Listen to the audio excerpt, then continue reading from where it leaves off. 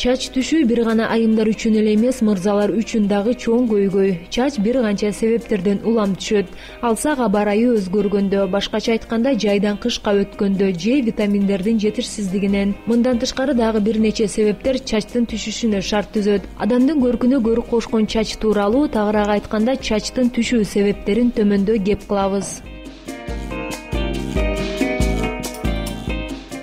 Бүгүнкү күндө трихолог чач ооруларынын дарыгерине кайрылган 10 адамдын 9-у чачым түшүп жатат деген маселе менен барышат экен. Тилекке каршы өлкөбүздө саналуу гана трихологдор болгондуктан чач түшүү көйгөйү боюнча дерматологдор да жардам бере алат. Эмесе чачтын түшүү себептери жана анын алдын алуу боюнча дерматолог Айнура Сагынбаева жооп берет. Чач адамда күнүнө түшүп туруш керек. Анткени кээ бирөө билбей эле ошо чачым түшүп атат деп келе берет да, бирок бул норма, бул патология эмес. Анан бир нече жылда бир жолу, мисалы бир 7 жылда бир жолу чач бүт жаңырып турат, түшүп кайра жаңы чыгат. Ошол фазага түшкөн жоксуңарбы, ошону да билиш керек.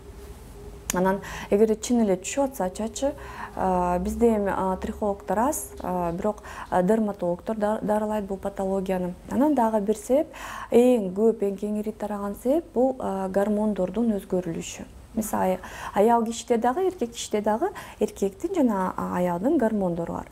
Бирок айымдарда ошо эркектин гормондору азыраак болуш керек мырзаларга караганда. Ошол гормондор көбөйүп кеткенде ошо чач түшө баштайт. Эркектерде ал гормондор пайда болуш керек. Бирок ошо бир тукум куйт деп коет го. Эгерде атасынын чачы түшсө, баласыныкы да эрте түшө баштайт да. Ошо гормондор өзүнүн чачын өзү талкалай баштайт. Андрогендик аллопеция деп коет. Негизи чач түшүүнү медицинада аллопеция деп коет да, термин бар ошондо. Бул андрогендик аллопеция ошо чач түшүүнүн эң оор түрү, дарыланбайт оңой менен. Анан дарылаганда да биз дарыгерлер кантип жардам бере алабыз ошол учурда. Болгону гана ошо чачтын өмүрүн узартып, болгон чачты кармап, кичине жаңы чачтарга, жаңы чыгып келаткан чачтарга жардам бере алабыз да. Мисалы, бир жылда түшүп калчу чач бир 5-6 жылга кармалышы мүмкүн.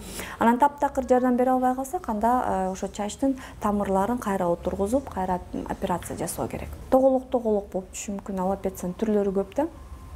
Тоголок болуп стресстен түшөт. Андан адам стресстенгенде, нервтенгенде ошондой очаговая аллопеция, уяча болуп түшөт. Анан эң көп азыр ошо андрогендик аллопеция жолугушуп атат да. Андрогендик аллопецияда көп учурда жакшы жардам бере албайбыз, бирок чачтын өмүрүн узартканга аракет жасайбыз. Мындай да, баштын терисинде тоотура урук чачтар бар. Бирөө өсүп түшкөндө экинчи уругу жаңылана берет, кайра өсүп түшө берет. Анан андрогендик аллопецияда ошо уруктардын баары өсөт да, кайра түшүп калат. Ошо жаман нерсе да. Анан кайра ошо уругун кайра отуруш керек, башка жерден алып туруп кайра отуруш керек. Биринчи эркектердики андрогендик аллопеция мына төбөдөн башталат. Эгерде ушул жерде биринчи түшүп атса, анда сиздики андрогендик аллопеция. Ыкмалары бар жардам берчү. Мисалы, мен пациенттерим деле көпкө чейин чачтарын сактап жүрүштү, жашынакай болуп эле андрогендик аллопециядан эле көпкө узартты чачтын өмүрүн. Ага атайын мезотерапия деген ыкмалар бар, ушул жерге витаминдер атылат. Чачты бекемдей турган витаминдер бар, ошолор атылат. Ал эми чач стресстен же дагы башка себептерден түшөт. Аны үй шартында дарылоого мүмкүн. Ал үчүн атайын шампундар, маскалар колдонулат. Жылына витаминдүү минералдуу комплекстерди ичип туруу кажет. Өзгөчө Б витаминин, анткени Б витамини чачтын жалтырап, кулпуруп туруусуна абдан жардам берет. Б витамини боордо, балыкта, төө бурчакта, кара нанда жана быштакта бар. Күндө эртең менен таранганда таракта чач калыш керек. Бирок таранып бүткөндөн кийин кайра чач түшпөш керек. Бул биринчи. Экинчиден, эгерде жаздыкта бир 10дон ашык тал чач калса, анда бул патология да. Андан көп түшпөш керек.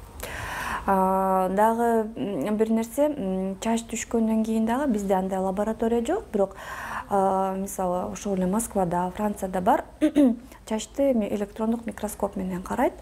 Анан чачтын өзүнүн өсүү фазалары болот. Өлгөн чач болот, тирүү чач болот, жаңы чыккан чач болот. Ошо чачта микроскоптон караганда, эгерде көбүнчө өлгөн чачтар болсо, анда бул норма. Бул чач өлдү, түштү. Эгерде тирүү чачтар же жаңы чыгып келаткан чачтар болсо, анда бул патология. Чачтын түшүшүнүн дагы бир себеби ага туура эмес кам көрүүдөн жана ар кандай стресстен келип чыгат. Мындан тышкары ашказандын жакшы иштебегендиги чоң себепчи болсо, айымдар колдонулган фен жана үтүктөр да чачтын түшүшүнө алып келет. Чачым түшүп жатат деп эле отуруп калбастан, анын алдын алып туура кам көрүү кажет. Суу чачты фен менен кургатпаш керек. Биринчи анча-мынча сүргү менен кургатып алып, анан ным болгон чачты гана жылуу абакка коюп, жылуу аба режимине коюп, ысыкка эч учурда кургатпаш керек. Анан жылуу менен кургатыш керек. Майда тарактан түшөт. Майда тарак менен тарабаш керек. Пластмасса тарак менен да тарабаш керек. Тарак деген жана массаждуу деп коебуз эмеспи? Укалоо тарак. Ошону менен сөзсүз эртең менен кечинде биз кантебиз? Эртең менен элге жасанып барабыз, чачты тарап. Кечинде тарабайбыз, туурабы? Жатып алабыз. Кечинде да тараш керек. Бул дагы массаж болот, укалоо болот. Чачтын түйүнөн кычышып, жанагы тараганда кан жакшы жүгүрө баштайт да, анан чачтын түйү тамактанып бекемдейт. Чачка ар дайым маска жасаш керек. Жумасына 1-2 жолу маска жасаш керек.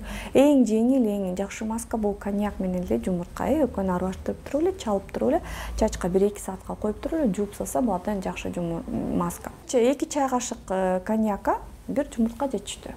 Баягы илгерки апаларыбыз айткан нерсенин баарыбыз унутуп койдук. Жамгырлуу суу менен жуу деп. Азыр эми жамгыр мурдагыдай эмес, тескерисинче жуусаң чачтан түшүп калчудай. Ошон үчүн ошо жамгырлуу суу менен эмнеге айтчу жуу деп. Ал жумшак суу. Жумшак, туздары аз суу. Ошон үчүн жөнөкөй сууга баягы уксус кошуп алып, жумшартуучу нерселер кошуп алып чайкаса абдан жакшы жардам берет. Эгер сиздин чачыңыз түшүп жаткан болсо, үй шартында жасалган маскалар жардам бере алат. Кандай маскалар десеңиз, азыр интернеттин заманы болгондуктан, интернеттен эле чачыңыздын түзүлүшүнө карап, ылайыктуу болгон маскаларды жасап колдоно берүүңүз туура. Бирок трихологтордун же дерматологтордун да кеңешин эске алып койгонуңуз оң.